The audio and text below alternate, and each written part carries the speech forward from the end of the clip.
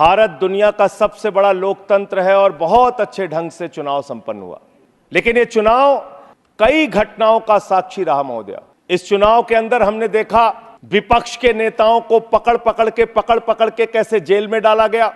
ED का, CBI का, जांच एजेंसियों का दुरुपयोग करके राज्यों के मुख्यमंत्री को जेल में डाला गया, मंत्रियों को जेल में डाला गया। इस चुनाव में हमने देखा भाषा का स्तर। भारत के प्रधानमंत्री महंगाई पे बात नहीं करते महोदया, बेरोजगारी पे बात नहीं करते महोदया, किसानी पे बात नहीं करते।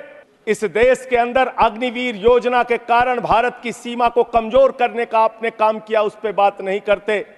भारत के प्रधानमंत्री, बड़े अफसोस के साथ कहना पड़ रहा है, कभी मुगल पे बात करते हैं, कभी मटन पे बात करते हैं, कभी मदरसा पे बात करते हैं, कभी मछली पे बात करते हैं, और हद तो तब हो गई जब देश के प्रधानमंत्री मुजरा जैसे शब्द का इस्तेमाल करते हैं। शर्म आती है, दुनिया के सबसे बड़े लोकतंत्र के प्रधानमंत्री ऐसी भाषा का इस्तेमाल कर रहे हैं।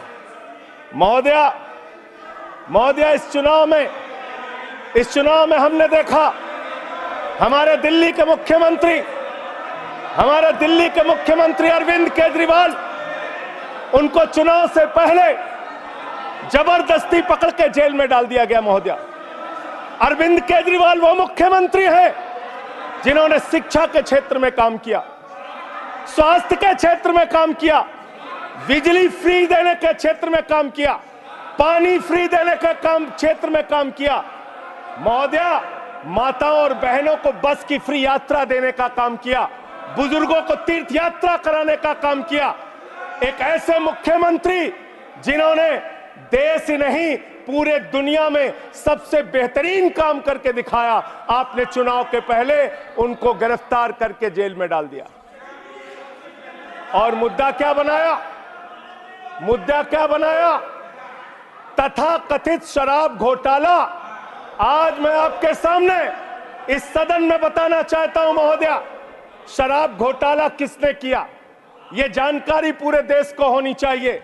यह जानकारी भारतीय जनता पार्टी के मित्रों को होना चाहिए। यह भारतीय जनता पार्टी के नेता, देश के प्रधानमंत्री को भी होना चाहिए। शराब घोटाला शरद रेड्डी से 60 करोड़ रुपए की रिश्वत लेने वाले भारतीय जनता पार्टी के लोगों ने किया है। आप लोगों ने इलेक्टोरल बॉन्ड के जरिए चंदा लेने का काम, रिश्वत खाने का काम, भ्रष्टाचार करने का काम किया है। शराब घोटाला तुमने किया है। आपका प्रोटेक्शन चाहिए सर, मिलेगा। आपका संरक्षण चाहिए मान्यवर। बोलिए क्या चाहिए। तो आपने बिल्कुल ठीक कहा मान्यवर, वो मामला हाई कोर्ट से स्टे हो गया। मैं मानता हूं, मैं अगली बात यही कहने जा रहा था। लेकिन वो स्टे किन परिस्थितियों में हुआ मान्यवर? बगैर ट्रायल कोर्ट के ऑर्डर की कॉपी के भारत न्यायपालिका के इतिहास में पहली बार स्टे हुआ है संजय मान्यवर। हाई कोर्ट से ऑर्डर की कॉपी नहीं थी मान्यवर, सुनिए और स्टे कर दिया गया। सुनिए जी, विपक्ष के नेताओं को पूरे देश में सरकार के द्वारा टारगेट किया गया, और सिर्फ विपक्ष के नेताओं का सवाल नहीं मान्यवर। बंगाल के 3 मंत्री भी जेल में हैं। अभी झारखंड के मुख्यमंत्री को जमानत मिली है कोर्ट से। बिहार में जांच एजेंसियों का दुरुपयोग, महाराष्ट्र में जांच एजेंसियों का दुरुपयोग, दिल्ली में जांच एजेंसियों का दुरुपयोग। अब क्या करना चाहते हैं? मैं सिर्फ इतना कहना चाहता हूं, दुर्भावना की राजनीति बंद कीजिए। अगर आपको भारत के लोकतंत्र को मजबूत बनाना है, भारत के संविधान को मजबूत बनाना है, तो सत्ता पक्ष का भी महत्व है, प्रतिपक्ष का भी महत्व है। प्रतिपक्ष को खत्म करके, विपक्ष को खत्म करके, नेताओं को जेल में डालकर आपको कोई लाभ होने वाला नहीं है। और पता नहीं कौन आपको सलाह देता है, किस गलतफहमी में आप लोग रहते हैं। मैं आपके लिए भी कह रहा हूं और इधर जो बैठे हैं उनके लिए भी कह रहा हूं, जब जो पार्टी सत्ता में रहेगी, अगर विपक्ष के लोगों को जेल में डालेगी, उस पार्टी का सत्यानाश होगा। अपने नेताओं को बता देना, अपने नेताओं को बता देना। आप इस गलतफहमी में मत रहना। और आप जेल की राजनीति कर रहे हैं। इस चुनाव ने आपको एक परिणाम दिया है, सोचने के लिए, विचार करने के लिए। इसमें स्पष्ट बहुमत का भी जिक्र है मान्यवर। स्पष्ट बहुमत कहां है? 400 पार। आपने नारा दिया 400 पार, 400 पार, 400 पार। Not a good habit. 400 पार का नारा आपने दिया, आपकी 240 सीट आई, स्पष्ट बहुमत कहां है? आपके दावे से 160 सीट कम आई मान्यवर, और 303 सीट पिछली बार थी, उससे 63 सीट कम आई मान्यवर, और 272 का बहुमत होता है, उससे 32 सीट कम आई मान्यवर। आपको सोचना होगा, विचार करना होगा, अपनी कमियों की समीक्षा करनी होगी। और आपकी कमियां क्या है? आपकी कमियां आपका अहंकार है। जब व्यक्ति अहंकार में होता है तो उसको कुछ दिखाई नहीं पड़ता मान्यवर।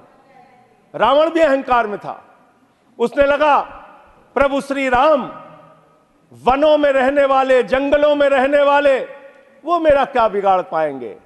लेकिन भालुओं की, बानरों की सेना बनाकर लंका को आग लगाने का काम प्रभु श्री राम ने किया, रावण का नाश करने का काम प्रभु श्री राम ने किया। उस अहंकार का भी नाश होगा। और आप पता नहीं क्यों रिजल्ट को समझ नहीं पा रहे। आप लोग सबको गालियां देने लगते हैं। गाली देना बंद कीजिए मान्यवर। अब अयोध्या वालों को गाली देने अयोध्या वालों को गाली दे रहे हैं, गाली दे रहे हैं अयोध्या वालों को मान्यवर। अयोध्या की हालत बताता हूं मान्यवर। आपके भी नतीजे आए हैं, आए नहीं आए? चलिए, उनका मौका लगेगा, बोलेंगे। और लोकतंत्र में अच्छी चीज है, हमारे रिजल्ट गड़बड़ाएंगे, हम समीक्षा करेंगे। आपका गड़बड़ाया, आप समीक्षा कीजिए। आप तो कुछ मानने को तैयार नहीं। अयोध्या के इंफ्रास्ट्रक्चर डेवलपमेंट में हमारे मित्र जब यहां बोल रहे थे, अभी कल जब इनका भाषण मैंने सुना तो कह रहे थे इंफ्रास्ट्रक्चर डेवलपमेंट में भारत नंबर 1 है। मैं बताता हूं इंफ्रास्ट्रक्चर डेवलपमेंट। इन्होंने मान्यवर अयोध्या के विकास में बहुत पैसा खर्चा किया, होना चाहिए। प्रभु श्री राम की नगरी को विकास करने में एयरपोर्ट पे 1450 करोड़ रुपए, रेलवे स्टेशन पे 724 करोड़ रुपए, अयोध्या रिंग रोड पे 4793 करोड़ रुपए, 14 कोसी परिक्रमा पे 1140 करोड़ रुपए, पंचकोसी परिक्रमा पे 773 करोड़ रुपए, रामपथ पर 787 करोड़ रुपए, टाउनशिप पर 2180 करोड़ रुपए, पुराने मंदिरों के जीर्णोद्धार पे 170 करोड़ रुपए, मेडिकल कॉलेज में 245 करोड़ रुपए। मान्यवर, ये पैसा गया कहां? पहली ही बरसात में प्रभु श्री राम के गर्भगृह में पानी गिरने लगा। पूरी अयोध्या की सड़कें टूटी हुई हैं। मुख्य पुजारी ने ये बात कही मान्यवर, मुख्य पुजारी ने ये बात कही, मंदिर के मुख्य पुजारी ने कही, ये भ्रष्टाचार की भेंट चढ़ा दिया मान्यवर इन्होंने पैसे को। भ्रष्टाचार की भेंट चढ़ा दिया मान्यवर। Nothing will go on record. इसलिए मान्यवर, ये अग्निवीर योजना कहीं ना कहीं भारत माता की सुरक्षा के साथ समझौता करने की कोशिश है। उस पर भी पुनर्विचार आपको करना चाहिए, इसको वापस लेना चाहिए। बात की कि आप 5वीं सबसे बड़ी अर्थव्यवस्था बन गए दुनिया में, बहुत अच्छी बात है, मैं आपको शुभकामनाएं देता हूं। भारत को दुनिया की पहली नंबर की अर्थव्यवस्था बनाइए, हम सब खुश होंगे। लेकिन इसके साथ साथ प्रति व्यक्ति आय के मामले में आप कहां खड़े हैं? प्रति व्यक्ति आय के मामले में आप 141वें नंबर पर खड़े हैं, 141वें नंबर पर। 5वीं बड़ी अर्थव्यवस्था किसके लिए मान्यवर? चंद पूंजीपतियों के लिए, जिनका लाखों करोड़ रुपए बैंक का कर्जा माफ किया गया। यह किसके लिए मान्यवर? आपने कहा, चुनाव के दौरान हमने एक भाषण और सुना मान्यवर, कि आपकी संपत्ति लेके ये भाग जाएंगे, वो भाग जाएंगे, वो भाग जाएंगे। अरे संपत्ति कौन कौन लेके भागा है, ये तो सर्वविदित सत्य है। 20,000 करोड़ रुपए लेके नीरव मोदी भाग गया, 10,000 करोड़ रुपए लेके विजय माल्या भाग गया, 3,000 करोड़ लेके ललित मोदी भाग गया। ये कौन है? ये कौन है बड़े बड़े पूंजीपति? और मान्यवर, मैं ये मांग करता हूं आपके माध्यम से, उस एनटीए के अधिकारियों की जांच होनी चाहिए और उन लोगों की जांच कराकर जो लोग भी इसमें शामिल हैं उनको गिरफ्तार करके जेल में डालिए और एनटीए को भंग कीजिए मान्यवर। क्योंकि बार बार जब जब एनटीए एग्जाम करा रहा है, पेपर लीक हो रहा है, यह बड़ा सवाल है। पिछले 9 साल में मान्यवर 324 करोड़ रुपए से ज्यादा दिल्ली को नहीं दिया इन्होंने, 324 करोड़ से ज्यादा नहीं दिया। क्योंकि यहां पर आम आदमी पार्टी की सरकार है। यहां पर शिक्षा मंत्री को जेल में डालना है, स्वास्थ्य मंत्री को जेल में डालना है, मुख्यमंत्री को जेल में डालना है, यहां विकास के लिए हमारा सहयोग नहीं करना। तीर्थ यात्रा योजना रोक लगाओ, होम डिलीवरी योजना रोक लगाओ, मोहल्ला क्लिनिक योजना रोक लगाओ, आप सिर्फ बिजली फ्री योजना रोक लगाओ, पानी फ्री योजना रोक लगाओ। आपका काम सिर्फ रोक लगाने के लिए है।